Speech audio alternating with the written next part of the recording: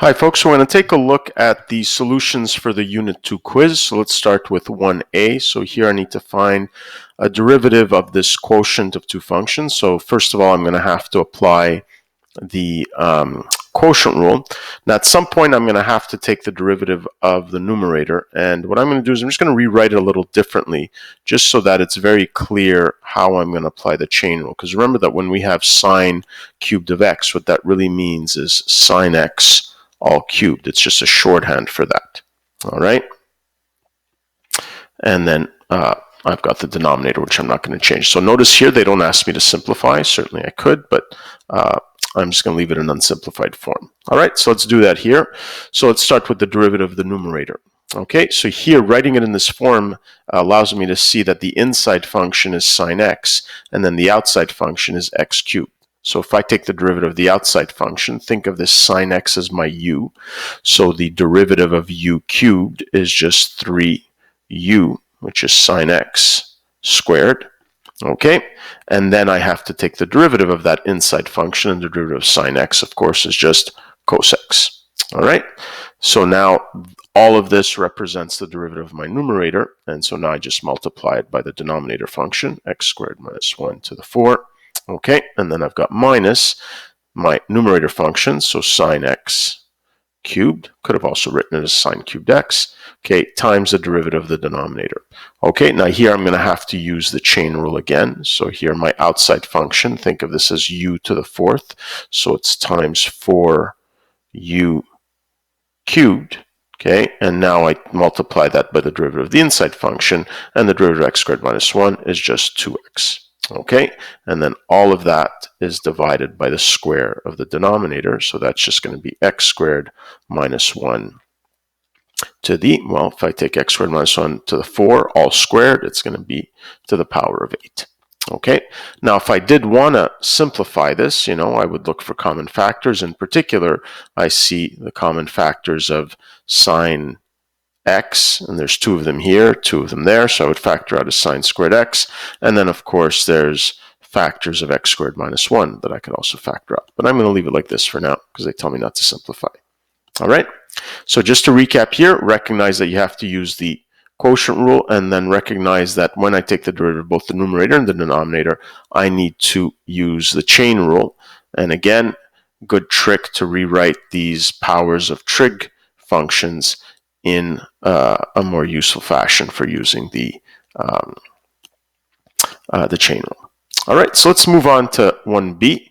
And here, again, we've got what looks like a series of compositions here. So let me see what functions I have. Well, my most exterior function would be log base 5 of x. And then the next one would be e to the x. Next one would be tan x, and then the last one is x squared. So I've got 1, 2, 3, 4 functions, so I should have 4 links in my chain for the chain rule. All right, so let's start with the most exterior function, which is log base 5 of x. So the derivative of log base 5 of, let me call this whole thing u, is just 1 over u. Okay, and in this case here, my u is e to the tan x squared.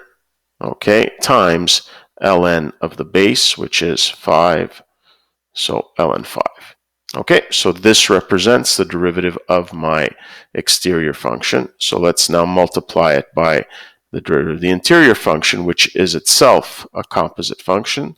So now think of tan x squared as being like my v. So the derivative of e to the v is just e to the v. So e to the tan x squared. Okay, and now I have to multiply by the derivative of tan x squared. All right, and again, I'm going to have to use the chain rule. So let x squared be my w. So the derivative of tan w is secant squared w. Okay, and here w, of course, is just x squared. And then finally, I can take the derivative of the innermost function, and the derivative of x squared is just 2x. Okay, so again, I could bring these all together, but it specifically says not to simplify, so I'm going to leave it that way. Okay, so here the trick here is to recognize this as a series of compositions and to just systematically take the derivative of the most exterior function followed by the next, and finally the last. So here, because this is a composition of 1, 2, 3, 4 functions, I'm going to have 4 parts to the chain rule. All right, so let's move on to number 2. So number 2 says determine the x values for which the function given has a horizontal tangent. So here I recognize having a horizontal tangent is the same as the derivative being equal to 0. Okay, so what I'm going to do is take the derivative and then solve for when that derivative is equal to 0.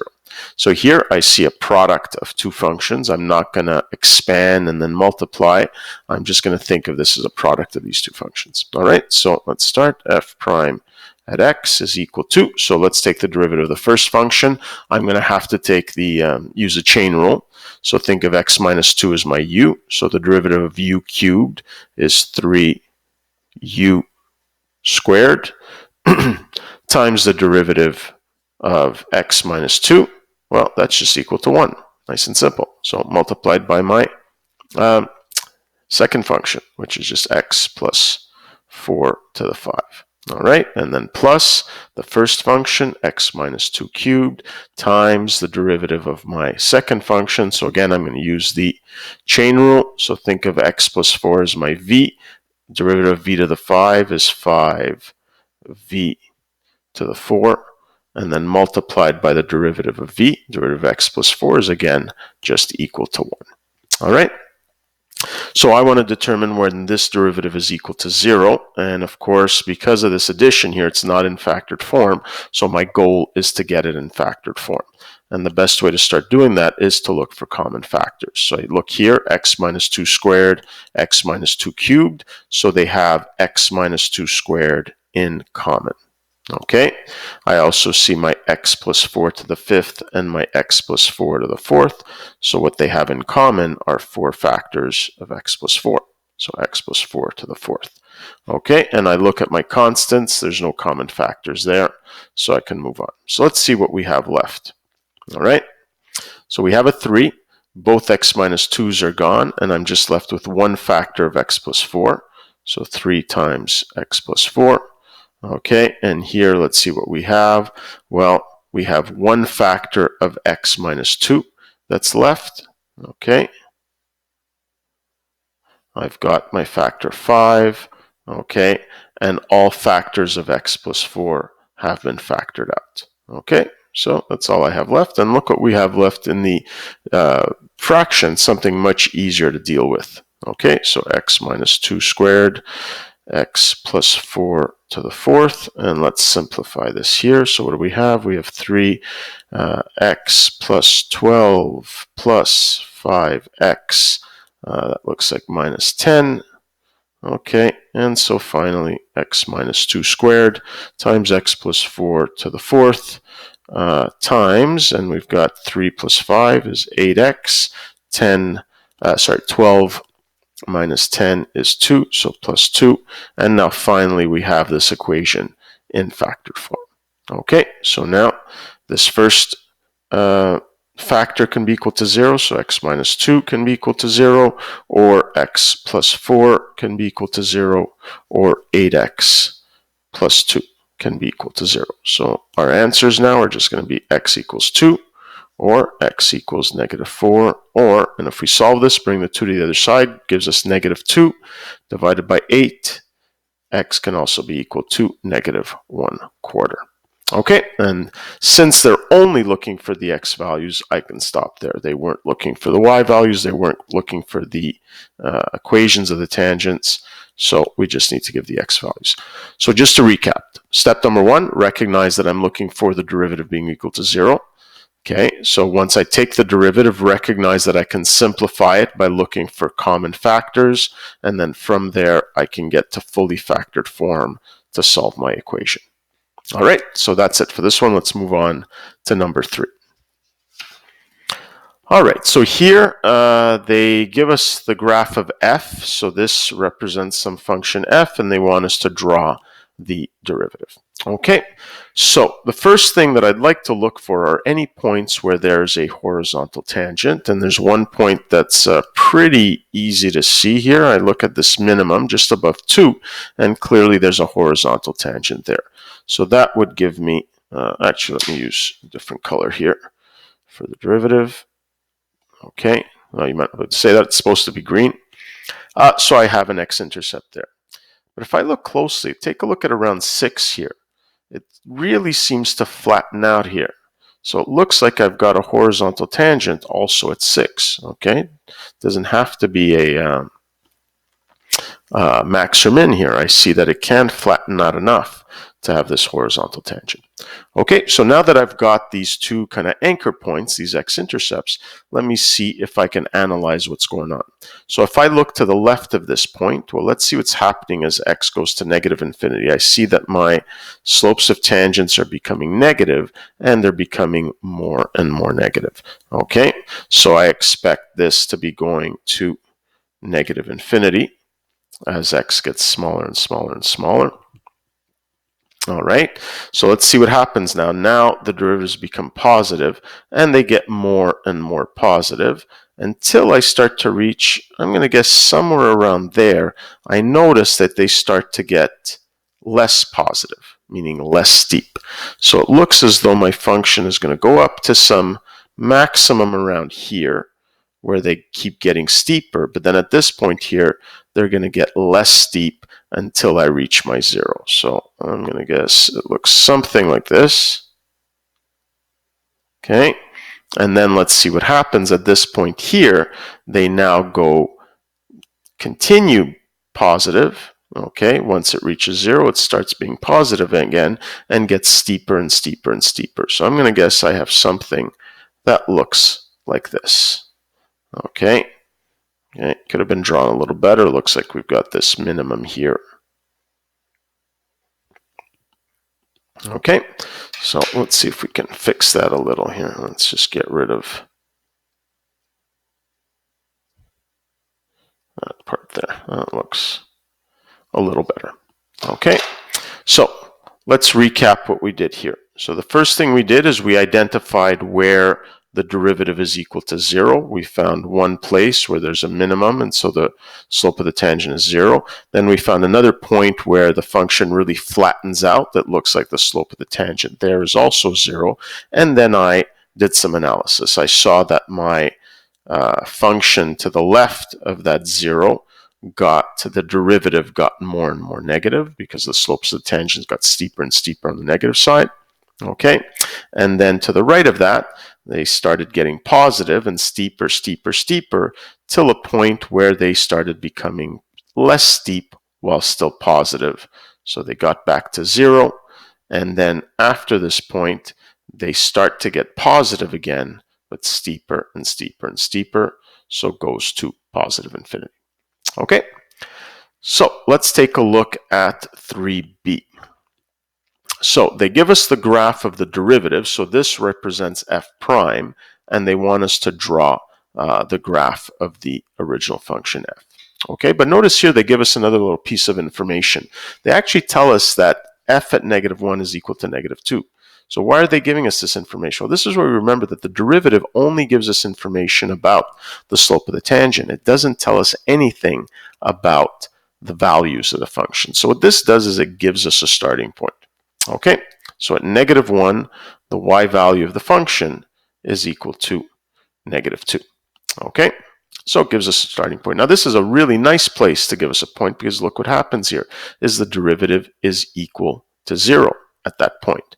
So I know I have a horizontal tangent at that point. So let's investigate what happens to the left and right. And I see that to the left, the derivative is negative and getting more and more negative. So what does that tell me is that to the left, as I move towards negative infinity, my tangents should be negative and should be getting more and more negative. So steeper and steeper and steeper. So that means that my function is going to look something like this to the left of that point, because my slopes are negative and getting more negative as I approach positive infinity. Okay, so let's see what's happening on the right-hand side.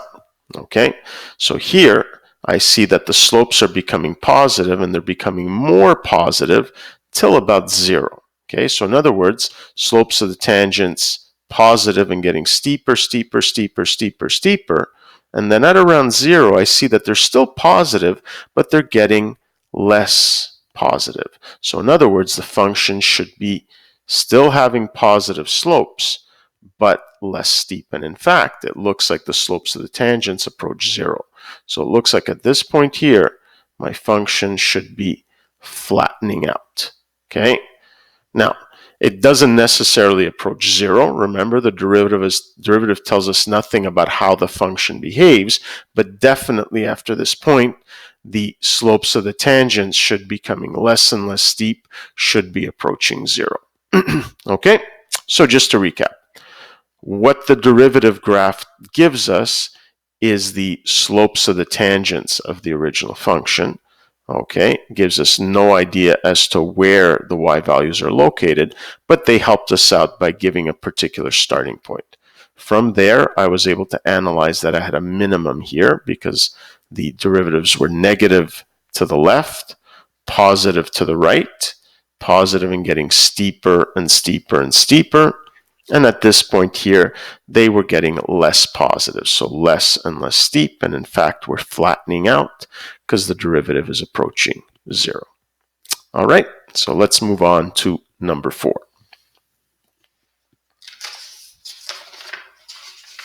Okay, and here we see that we have a motion problem. Okay, and it's one where the information is given using an equation. Okay, so this here represents the position function, and t is time in seconds, and s represents the position relative to some point of reference. All right, so first thing they ask us is to find the velocity and acceleration, and remember that the velocity is the derivative of the position function, and the acceleration is the derivative of the velocity function, or the second derivative of the position function. So let's find v of t. So v of t is just going to be the derivative of the position function. So here I have 2/3 times the derivative of t cubed is 3t squared, okay, minus 7 times the derivative of t squared is 2t, and then plus the derivative of 20t is just going to be 20, okay? So nice and easy. Let's simplify a little here. So here the 3's cancel out. So I'm just left with 2t squared minus 14t plus 20. Okay, so now we can find the acceleration function. And that's just going to be the derivative of the velocity function. So 2 times the derivative of t squared is going to be 4t. Okay, minus 14. Okay, so that answers question A. So let's go to question B. It says determine when the object first changes direction. I guess bad grammar there, so let's ignore the grammar. So when does the object first change direction? Well, first of all, let's figure out what gives us the direction of the function. We realized that it was the velocity, or at least the sign of the velocity, that gives us the direction of motion. Let's say if this is the positive direction, when the velocity is positive, I'm moving in the positive direction because my position is increasing. And when I'm moving in the negative direction, my velocity is negative because it means that my position is decreasing. Okay, so what we have to determine is when the velocity first changes sign. Okay, so let's recall, when can a function change sign? Well, a function can change sign at an x-intercept and at a discontinuity, except we don't have to worry about discontinuities because this is a polynomial. So essentially, or sorry, this one here is a polynomial because I'm looking at the velocity. So essentially I have to determine where the velocity is equal to 0, but then that's not enough. I have to show that there's an actual sign change in order to show that we've changed direction. Okay, so let's solve for the velocity being 0, so 2t squared minus 14t plus 20. So here, let me start, just to make my life easier, let me start by factoring out a 2. So 2, so I'm left with t squared minus 7t plus 10. Okay, and that actually is going to factor quite nicely because that's just going to be t minus 2 and t minus 5. Okay, so that means I've got x-intercepts at t equals 2 and 5, but I can't assume that it's going to change direction at 2 or at 5. I need to show that. And the way I show that is by testing the sign of the function. So let me test the sign of v of t. So I'm only interested in values greater than 0. So here I have a 0 at 2, I have a 0 at 5, and this is where I realize, hey, this is just quadratic with a positive leading coefficient, so I know my function behaves in this way. In other words, it goes from positive to negative to positive. And since there's a change of sign at 2, okay, our first change in direction is at t equals 2 seconds, and why? Since the velocity changes sign there. Okay, so just to keep in mind that even though it might seem obvious, it's not enough to just find these zeros and assume that it changes sign. You need to actually show that it goes from positive to negative or negative to positive. Now, by the way, it also changes direction at 5, except they're only interested in when it first changes direction. Okay, let's go to the last question, which is determine when the object is speeding up. Okay, so we remembered that speeding up doesn't necessarily mean a positive acceleration. In order to show that an object is speeding up or slowing down, you actually have to look at both the velocity and the acceleration functions. Okay, and in order for it to be speeding up, they have to have the same sign. So that means v at t and a at t, velocity and acceleration must have the same sign. All right, now I already found the sign for the velocity function, so I don't have to redo that. The only thing I have to do now is find the sign for the acceleration function. So again, the only place this can change sign is at an x-intercept. So I'm going to start by determining the x-intercept. And of course, this is pretty easy because it's just 14 over 4 or 7 over 2. Okay, now the easiest way to do this is to place our number line, let me show that, one over the other. So I already have the number line for v of t. I'm just going to copy it. So I'm going to start at 0, okay, and at 2 and at 5, I have my changes. So here it's positive, negative, and positive. And then for the acceleration, again, starting at 0, okay, the only place it changes sign is at 7 over 2. And 7 over 2 is about 3.5, so it's going to be in between these two. So 7 over 2. And here, let's figure out what's happening. Well, this is a linear function with a positive slope, meaning that the line increases. So it means that I'm going from negative to positive. Okay, so let's figure out what that's going to look like. Let's get a different color here. We'll use red. Okay, and what I'm going to do is I'm going to sort of draw little lines where things might change sign. Okay, so the first thing I'm going to look at here is from 0 to 2, and I notice from 0 to 2 the signs are opposite. So that means it's going to be slowing down, so I'm not going to include that in my answer. Okay, so here t is going to be in the set that we find, but I notice here from 2 to 3.5, they're both negative. So I'm definitely going to include 2 to 7 over 2. Okay, now if I look at 7 over 2 to 5, I see that the acceleration is positive, the velocity is negative, so I'm not going to include that interval. But when I look at greater than 5, I see both of them are positive. So in other words, that is going to be a place where it's speeding up. So here from 5 to, and since there's no upper limit here, I'm just going to go 2 to 5 to positive infinity. Okay, and here obviously t is in seconds. Okay, so just to recap here, in order to determine speeding up and slowing down, I need to look at both velocity and acceleration, but I'm only interested in their signs. Speeding up needs these two to have the same sign, so I just determine the sign of both functions and then check all the intervals where they have the same sign. In this case here, this interval here where they were both negative, and then that interval there where they were both positive. Okay, and that's it for the take-up of this quiz.